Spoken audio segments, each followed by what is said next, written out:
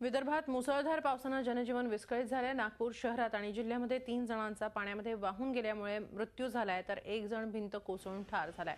नागपूरच्या कस्तुरबा नगर भागामध्ये पिवळी नदीच्या पुरात महिला आणि 3 वर्षांच्या मुलाचा वाहून मृत्यू झालाय। नागपूरमध्ये गेल्या 12 तासात पावसाने चांगली हजेरी लावली आहे। शहरातल्या अनेक सखल भागांमध्ये पाणी साचले, त्यामुळे संपूर्ण नागपूर शहरात जलमय स्थिती आहे। 74.3 मिलीमीटर पावसाने नागपूर महापालिकेच्या नाले सफाईचे दावे फोल ठरवलेत। नागपूरच्या मोर भवन बस स्थानकात 3 फूट पाणी साचल्याने अनेक बसेस तिथंच अडकून पडल्या आहेत। शहरात वाहनं पावसाच्या पाण्यात अडकलेली आहेत, त्यामुळे प्रवाशांचे प्रचंड हाल झाले। शहरातील अंबाझरी आणि गोरेवाडा तलाव 100% भरले असून धोक्याची पातळी त्यांनी गाठली आहे।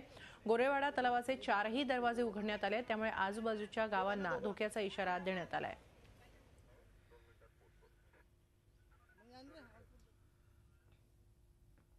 गेल्या 24 तासात कोणत्या भागात किती पाऊस झाला त्यावर एक नजर टाकतो आहोत आपण। अकोल्यामध्ये 24.8, बुलढाण्यामध्ये 3 मिलीमीटर, ब्रह्मपुरीमध्ये 60.4, चंद्रपूरमध्ये 67.2, वाशीमध्ये 8 मिलीमीटर पाऊस झालेला आहे। विदर्भात पावसाने जोरदार कमबॅक केलेला आहे। वर्ध्यामध्ये 28.7 मिलीमीटर, तर यवतमाळमध्ये 9 मिलीमीटर पावसाची नोंद झाली आहे।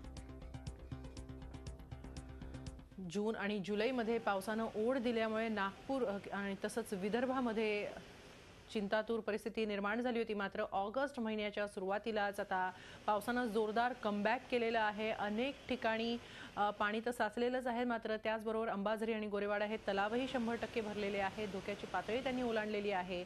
दरम्यान नागपूर आणि जिल्ह्यामध्ये शहरात आणि जिल्ह्यामध्ये जवळपास 4 जणांचे या वाहून मृत्यू झालेले आहेत। आपण याबाबत अधिक माहिती घेऊया आमचे प्रतिनिधी अखिलेश हळवे यांच्याकडून। अखिलेश, आता सध्या नागपूरमध्ये पावसाची काय स्थिती आहे?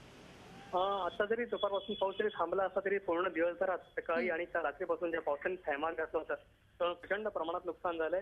4 व्यक्तींचा फक्त नागपूर जिल्ह्यातच मृत्यू झालाय। अनेक घरं पडली आहे, अनेक ठिकाणी पिकांचं नुकसान देखील झालंय।